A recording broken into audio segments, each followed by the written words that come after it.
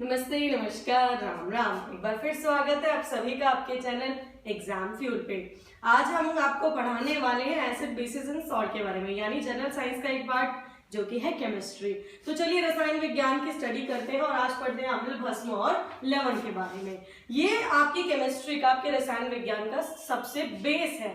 आधार से शुरू करेंगे तो ही आपकी नींव क्या है, मजबूत बनेगी।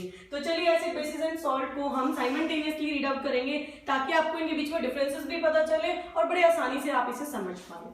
तो एसिड्स पे आते हैं तो पहला पॉइंट अकॉर्डिंग टू अर्हेनियस है। ये साइंटिस्ट के नाम में साथ साथ बता दी जा रही हूँ, तो अगर एग्जाम में पूछे जाए तो आपको ही मालूम होनी चाहिए। अकॉर्डिंग टू अर्हेनियस की थ्योरी के अकॉर्डिंग जब भी आप किसी एसिड को पानी में डिसॉल्व करते हैं, वाटर में डिसॉल्व करते हैं, तो ये अपने आयंस में टूट जाता है। लेकिन आयंस में टूटने के बाद आपको ये मालूम होना चाहिए कि अर्हेनियस ने बताया कि वो पानी में टूटने के बाद आयन देता कौन सा है, वो देता है H पॉजिटिव आयन। ठीक है, तो अर्हेनियस की थ्योरी के according when acids dissolve in water they release out और they gives out H positive ions. जबकि हम बेसिस की बात करें तो according to Arrhenius when bases dissolved in water they usually provide OH negative, जिसे हम क्या कहते हैं, हाइड्रोक्साइड आयंस कहते हैं, जिन्हें हम क्या कहते हैं, हाइड्रोक्साइड्स। आगे आते हैं कि लुईस ने हमें क्या बताया। According to Lewis acid accepts lone pair. अब आप कुछ ऐसे एटम्स देखेंगे जिनके ऊपर जो इलेक्ट्रॉन है वो पेयर में प्रेजेंट होते हैं। फॉर एग्जाम्पल अगर नाइट्रोजन की बात करें तो नाइट्रोजन के ऊपर कुछ इस तरीके से इलेक्ट्रॉन, इसी तरीके से ऑक्सीजन पे भी होते हैं, तो ये हमेशा पेयर में ही पार्टिसिपेट करते हैं। ठीक है, तो ऐसे पेयर्स को हम क्या कहते हैं, लोन पेयर कहते हैं, जो किसी और के साथ बाइंड अप होके मतलब शेयरिंग करके और बॉन्ड बना लेते हैं। तो लुईस ने बताया कि एसिड्स लोन पेयर को एक्सेप्ट करने का काम करता है, जबकि लुईस ने बताया कि बेसिस जो है वो डोनेट करते हैं अपने लोन पेयर्स को, किसी और को डोनेट करते हैं, वो इसे एक्सेप्ट करता है और क्या बनाते हैं, कंपाउंड्स बनाते हैं। तो चलिए थर्ड पॉइंट पे आते हैं कि एसिड्स का नेचर कैसा होता है। तो एसिड्स आर बेसिकली सोर, खट्टे होते हैं टेस्ट में। आप इन्हें टेस्ट नहीं कर सकते, आपकी जीभ ही नहीं बचेगी। तो सोर टेस्ट हमें पता कैसे चलता है, बिकॉज जो ऑर्गेनिक एसिड्स होते हैं ये किसमें, हमारे फ्रूट्स में प्रेजेंट होते हैं। तो जितने भी सिट्रस फ्रूट्स होते हैं उनमें सिट्रिक एसिड होता है, जैसे नींबू हो गया, आपका ऑरेंजेस हो गए हैं। ठीक है, तो ये क्या बताते हैं आपको कि acids are basically sour in taste. Next is bases are bitter in taste. अगर आप बेसिस की बात करें तो ये जनरली बिटर, कड़वेपन में आते हैं। ठीक है, थोड़ी कड़वाहट होती है, जैसे कई बार बादाम की गिरियां कड़वी निकल आती है ना, सिमिलर। नेक्स्ट पॉइंट है कि अगर आप लिटमस पेपर से चेक करते हो, दो बीकर आपके पास है, आपको एक का नाम A है बीकर का, एक का नाम B है, पर दोनों में आप डिस्टिंग्विशमेंट नहीं कर पा रहे कि कौन सा एसिड है कौन सा बेस है, तो उसके लिए आप किसका इस्तेमाल करेंगे, लिटमस स्ट्रिप का। लिटमस पेपर की स्ट्रिप्स होती हैं जो लिचन प्लांट से बनाई जाती हैं।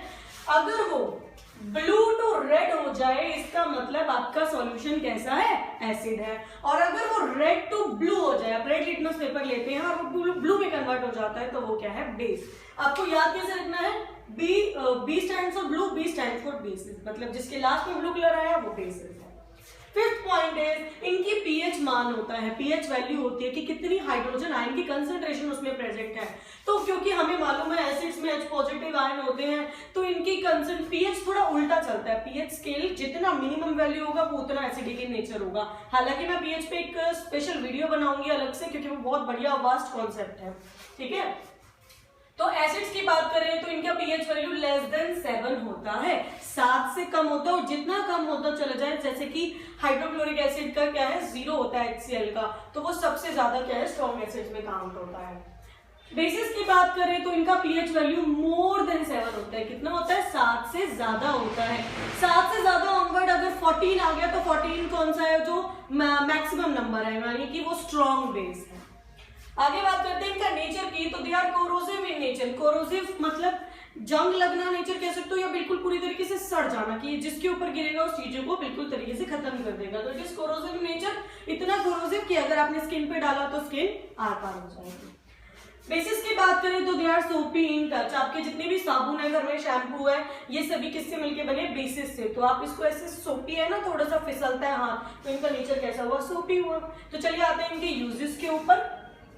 यूजेस से पहले आपको बताएंगे कैसा इंपॉर्टेंट पॉइंट जो आपको बिल्कुल मिस नहीं करना है। एक्वा रीजिया आप देख पा रहे हैं, जिसका नाम मैंने यहाँ पे अम्लराज रखा है। ये एक्चुअल में होता क्या है and why it is known as अम्लराज और एक्वा रीजिया। ये क्या है, जब आप HCl और HNO3 दो स्ट्रॉन्ग एसिड्स हैं, हाइड्रोक्लोरिक एसिड और नाइट्रिक एसिड, दोनों को 3:1, HCl की याद रखें आप 3 पार्ट्स लेंगे और HNO3 का 1 पार्ट लेंगे। फ्रेशली प्रिपेयर किया जाता है, रखा हुआ इसे इस्तेमाल नहीं कर सकते, आपको फ्रेशली प्रिपेयर करना पड़ता है एक्वा रीजिया। और ये इस्तेमाल होता है for the purification of metals like gold and silver. इसमें एबिलिटी होती है कि ये गोल्ड और सिल्वर तक को गला देता है। जब आप ज्वेलरी धुलवाने जाते हो तो उसका कुछ पार्ट डैमेज हो जाता है, वो किसकी वजह से होता है, क्योंकि जब आप वो तेजाब मतलब एक्वा रीजिया इतना स्ट्रॉन्ग एसिड में वो धुलता है तो उसमें कुछ ना कुछ ऐसे फ्रेगमेंट होते हैं जो डिसॉल्व हो जाते हैं। ठीक है, तो ये था इसका मेन पॉइंट। और अगर हम बेसिस की बात करें तो बेसिस में एक वर्ड आता है कि वाटर सोल्यूबल बेसिस। सभी बेसिस पानी में घुलनशील नहीं होते, केवल कुछ ही ऐसे बेसिस होते हैं, कुछ ही ऐसे भस्म होते हैं जो पानी में डिसॉल्व हो जाती हैं। ठीक है, उन्हें हम बोलते हैं एल्कलीज। क्या बोलते हैं उन्हें? एल्कलीज, या आप इसे क्षार भी बोल सकते हो। आपको ध्यान रखने वाली बात यह है कि सभी बेसिस एल्कलीज नहीं होती हैं, लेकिन सभी एल्कलीज बेसिस होती हैं बिकॉज वो पार्ट है बेसिस का। इसी तरीके से हम केवल एल्कलीज को क्षार कहते हैं, लेकिन अगर सारे बेसिस की बात करें तो आप देख पा रहे हैं मैंने भस्म का इस्तेमाल किया है, भस्म वर्ड। ठीक है, तो इसके एग्जाम्पल NaOH और QH जो बड़े आसानी से पानी में डिसॉल्व होकर अपने आयंस में स्प्लिट हो जाते हैं। तो आते हैं यूजेस के ऊपर। जितनी भी कोल्ड ड्रिंक्स होती हैं, देखो कोल्ड ड्रिंक्स होगी, सोडा वाटर ड्रिंक होगी, जैसे आप उसे खोलते हैं हिस की साउंड प्रोड्यूस होती है, उसमें गैस रिलीज हो रही है, कार्बन डाइऑक्साइड गैस उसमें डाली जाती है। ठीक है, और कौन से ऐसे एसिड हैं जिसमें प्रिजर्व होते हैं, तो आप ये बने कार्बोनिक एसिड्स होते हैं। जितने भी आपके एरेटेड ड्रिंक्स होते हैं इनमें मोस्टली कार्बोनिक एसिड होता है। स्टमक में, हमारे स्टमक में HCl है, हाइड्रोक्लोरिक एसिड है, जो फूड के डाइजेशन में मदद करता है। प्यूरिफिकेशन ऑफ गोल्ड, मैंने आपको बताया गोल्ड एंड सिल्वर के लिए एक्वा रीजिया का इस्तेमाल किया जाता है, उसको प्यूरिफाई सफाई करने के लिए। रस्ट स्टेन रिमूवल, आपके कपड़े में अगर आपने इसको रस्सी में डाला है तो कई बार रस्सी पुरानी होने की वजह से जंग के निशान लग जाते हैं, तो वो जंग के निशान जो है ऑक्सैलिक एसिड का इस्तेमाल करके आप उस स्टेन्स को रिमूव कर सकते हैं अपने कपड़ों पे से। ठीक है, फ्रूट्स में प्रेजेंट होता है। ऑर्गेनिक हमने एसिड्स की बात करी तो वो फ्रूट्स, जैसे कि आप कोई भी फ्रूट खा रहे हैं, आप ऑरेंजेस खा रहे हैं, आप आंवला खा रहे हैं, ग्रेप्स खा रहे हैं, सभी में कोई ना कोई एसिड प्रेजेंट है। और जितने भी खट्टे फ्रूट्स होते हैं उनमें सिट्रिक एसिड होता है। आप जो इन्वर्टर बैटरीज घर में इस्तेमाल करते हैं, जिसे हम लेड बैटरीज कहते हैं, या सल्फ्यूरिक एसिड की केमिकल बैटरीज होती है, इनमें भी क्या इस्तेमाल होता है? एसिड इस्तेमाल होता है। तो आते हैं बेसिस के यूजेस पे। घर में व्हाइट वॉशिंग होती है, सफेदी होती है, तो कैल्शियम हाइड्रोक्साइड, जिसे हम स्लेट लाइम भी बोलते हैं, आसान भाषा में हम उसे चूना बोलते हैं, उसका इस्तेमाल किया जाता है घर के लिए। ब्लीचिंग पाउडर की मैन्युफैक्चरिंग में भी बेसिस का इस्तेमाल होता है। न्यूट्रलाइज द एसिडिटी, इसे हम एंटासिड वर्ड बोलते हैं, यानी जो आपके पेट में एसिडिटी हो जाती है ज्यादा समोसे पकोड़े खा लेने की वजह से, तो उसके लिए आप उसकी इनो खाते हैं या जेलुसिल पीते हैं, तो वो क्या करती है आपके पेट की एसिडिटी को न्यूट्रल कर देती है, कम कर देती है, क्योंकि आप एसिड के ऊपर बेस डाल रहे हो तो उसके असर को धीरे धीरे कम कर रही है। सोप्स की मैन्युफैक्चरिंग में, डिटर्जेंट्स की मैन्युफैक्चरिंग में NaOH यानी कि बेस का इस्तेमाल होता है। मेडिसिन बनाने में भी मोस्टली किन का इस्तेमाल होता है? बेसिस का इस्तेमाल होता है। तो ये तो थे कुछ इनके बीच में डिफरेंसेस और कुछ ऐसे मेन पॉइंट्स। अब आते हैं इनके टाइप्स के ऊपर। अगर बात की जाए टाइप्स की तो एसिड्स और बेसिस दोनों के ही टाइप्स होते हैं, पर आपको इसको कैसे कैटेगराइज करना है ध्यान से समझिएगा। पहले मैं आपको बताती हूँ एसिड्स के बारे में। एसिड्स को कितने भागों में कैटेगराइज किया जाता है? सबसे पहले बात करें तो आपने दो टाइप के एसिड्स के नाम पढ़े होंगे, एक होता है डाइल्यूट और एक आपने पढ़ा होगा कंसंट्रेटेड। दोनों में फर्क क्या है देखिएगा।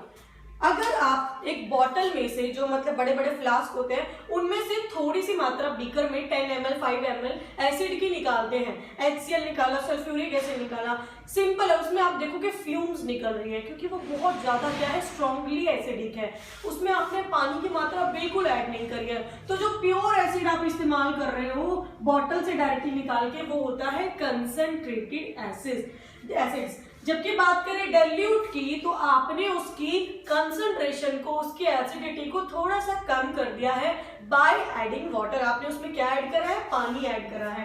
तो आफ्टर एडिंग वाटर जब आप उसमें पानी को ऐड कर देते हैं तो वो एसिड क्या हो जाता है? डाइल्यूट, यानी उसका जो असर है वो कम हो जाता है। तो मोस्टली जितने भी केमिकल टाइट्रेशन या रिएक्शन होते हैं उसमें हम डाइल्यूट फॉर्म यूज करते हैं, एकदम से कंसंट्रेटेड फॉर्म यूज नहीं कर सकते हैं। हमारी रिएक्शन खराब भी हो सकती है और जो कंपाउंड बन रहा है वो डिकम्पोज या किसी तरीके से डैमेज भी हो सकता है।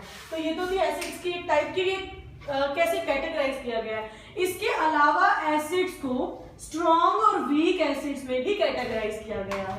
तो देखिएगा दो तरीके के एसिड, एक तो आएगा आपका स्ट्रॉन्ग और एक रहेगा आपका वीक एसिड्स।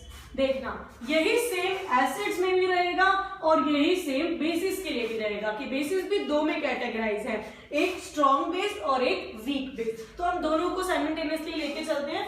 स्ट्रॉन्ग एसिड या स्ट्रॉन्ग बेस वो होते हैं जो अपने आयंस में कंप्लीटली डिसोसिएट हो जाते हैं, जैसे कि HCl। HCl ब्रेक डाउन होता है H पॉजिटिव और Cl नेगेटिव आने में, ठीक है, कंप्लीटली डिसोसिएट हो गया अपने आयंस में, तो ऐसे एसिड्स को हम बोलते हैं स्ट्रॉन्ग एसिड। सिमिलरली बेस की बात करें तो NaOH भी ब्रेक हो जाता है Na positive plus OH negative ion में। तो ये है आपका स्ट्रॉन्ग एसिड का और ये है स्ट्रॉन्ग बेस का एग्जांपल, ठीक है। और वीक की बात करें तो ऑब्वियस जो अपने आयंस में पूरी तरीके से स्प्लिट हो ही नहीं पा रहा है उसे हम क्या कहेंगे? वीक एसिड्स और वीक बेस। मैं कुछ एग्जाम्पल बताती हूँ आपको। वीक एसिड्स की बात की जाए तो आपका रहेगा एसिटिक एसिड, जो घर में आप विनेगर इस्तेमाल करते हैं सिरका, उसका नाम होता है एसिटिक एसिड और इसका फॉर्मूला होता है CH3COOH। इसके अलावा और भी है जैसे कि ऑक्सैलिक एसिड, वो भी इसका एग्जांपल है वीक का ही। और वीक बेस की बात की जाए तो अमोनियम हाइड्रोक्साइड, जिंक हाइड्रोक्साइड, ये सभी कैसे हैं? वीक बेस है। तो हमने साथ साथ इन्हीं दोनों के बारे में पढ़ लिया कि कैसे इनको क्या है अलग अलग कैटेगरी में कैटेगराइज किया जाता है।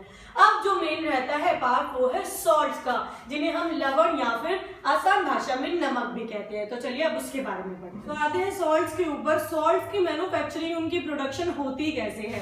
तो ध्यान दीजिए, जब भी एसिड को बेस के साथ रिएक्ट कराया जाता है तो कुछ प्रोडक्ट्स तैयार होते हैं जिन्हें हम क्या कहते हैं? सॉल्ट्स और पानी कहते हैं। अब आप ये सोच रहे होंगे कि हमने तो नमक समुद्र से निकलता हुआ देखा है, तो क्या ये नमक दूसरा है? देखिए नमक तो ये भी वही है, लेकिन ये तरीका है इसको केमिकली सिंथेसाइज करने का। यानी अगर आप लेबोरेटरी में से तैयार करना चाहते हैं तो आप उसके लिए शैलो पॉन्ड्स नहीं बनाएंगे, नेचुरल इकोसिस्टम से अलग होकर हम इसे केमिकली सिंथेसाइज करेंगे। तो आप देख रहे हैं मैंने एसिड का एग्जांपल एक HCl दिया है और बेस का एग्जांपल मैंने NaOH लिया है। दोनों को अलग कलर से रिप्रेजेंट किया है ताकि आपको इजियर हो जाए। अब देखेंगे कि HCl पे कितना चार्ज है? 1 पॉजिटिव, यानी इसकी वैलेंसी क्या है? 1 है। और Cl के ऊपर क्या है? 1 नेगेटिव, यानी इसकी वैलेंसी 1 है। और NaOH को अगर हम स्प्लिट करें तो दोनों की ही वैलेंसी 1 और 1 है। और आप जानते हैं इक्वल नंबर ऑफ इलेक्ट्रॉन चाहिए होते हैं ताकि उनके क्या हो सके? शेयर्ड पेयर हो सके और वो एक कंपाउंड बना सके। अब इसी तरीके से देखिए पॉजिटिव किसकी ओर आकर्षित होगा? नेगेटिव की ओर, और ये पॉजिटिव इस नेगेटिव की ओर। तो प्रोडक्ट की फॉर्मेशन होगी NaCl और H2O। आप जानते हैं पॉजिटिव पार्ट हमेशा आगे होता है मेटल का, तो Na positive and Cl negative, तो ये बनता है आपका सॉल्ट। तो जितने भी NaCl या क्लोराइड्स होते हैं ये सभी क्या है? सॉल्ट है।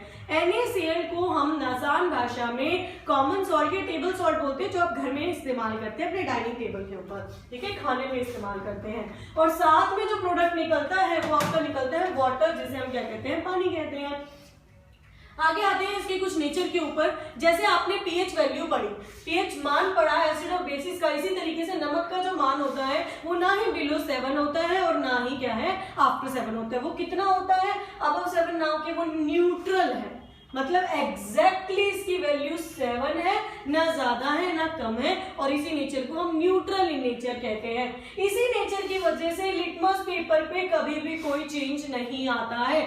अगर आप रेड यूज कर रहे हो वो रेड ही रहेगा अगर आपने सॉल्यूशन में डिप किया, अगर आपने ब्लू लिटमस पेपर लिया तो वो ब्लू ही रहेगा, चेंज नहीं होगा। तो no change on litmus paper indicates कि आपका सॉल्यूशन क्या है? सॉल्ट है। आते हैं इनके यूजेस के ऊपर। NaCl common salt, table salt जिसे हम घर में इस्तेमाल करते हैं। बेकिंग सोडा जिसका फॉर्मूला होता है NaHCO3, ठीक है। बेकिंग सोडा बेकिंग में इस्तेमाल होता है, जो ये पेस्ट्रीज बनती है, केक्स बनते हैं, फ्लफीनेस के लिए इसमें हम सोडा ऐड करते हैं। वॉशिंग सोडा की बात की जाए Na2CO3.10H2O, ये आपका केमिकल फॉर्मूला है वॉशिंग सोडा का। तो ये जो सोप्स डिटर्जेंट होते हैं इनमें इस्तेमाल होता है, तो सबसे ज्यादा यहाँ भी इस्तेमाल होता है इनका। कॉस्टिक सोडा की बात की जाए तो NaOH, ठीक है। और गन पाउडर जो कि है पोटेशियम नाइट्रेट, तो ये सभी क्या है, इस्तेमाल है, यूजेस है किसके, सॉल्ट्स की। अब आते हैं मेन जो आपका पार्ट है यहाँ पे, सॉल्ट फैमिली। सॉल्ट फैमिली क्या है, जैसे आपकी फैमिली, मेरी फैमिली, दादा है, दादी है, परदादा, परदादी है, और भी बहुत सारे घर में मेंबर्स हैं। इसी तरीके से क्या सॉल्ट की फैमिली भी बहुत बड़ी है, तो बिल्कुल बहुत बड़ी है। अभी हमने पढ़ा क्लोराइड्स के बारे में, NaCl, तो क्या जिनके पीछे क्लोराइड लगता है वो सभी सॉल्ट्स हैं, बिल्कुल है। तो मैं आपको इनकी फैमिली बता रही हूँ, जैसे कि fluorine, chlorine, bromine and iodine, ये जिसके भी पीछे लगते हैं वो सभी सॉल्ट बन जाते हैं। फ्लोराइड, क्लोराइड, ब्रोमाइड और आयोडाइड हो जाता है, ठीक है। तो ये एग्जाम्पल है अपने सॉल्ट फैमिली के। इसके इन्हें सबको इकट्ठा करें तो इनको बोला जाता है हैलाइड्स, क्योंकि ये हैलोजेंस है और ये कंपाउंड बना के हैलाइड्स हो जाते हैं। कार्बोनेट्स, सल्फेट्स, नाइट्रेट्स, ये जिनके भी पीछे आपको लगे हुए मिलेंगे, या फिर एक फॉस्फेट भी होता है, ये जिनके भी पीछे, जिन भी मेटल के पीछे जुड़ जाते हैं तो वो क्या बन जाता है, सॉल्ट बन जाता है। आपको समझ आया? वीडियो पसंद आई तो लाइक, शेयर और चैनल को सब्सक्राइब करना ना भूलें।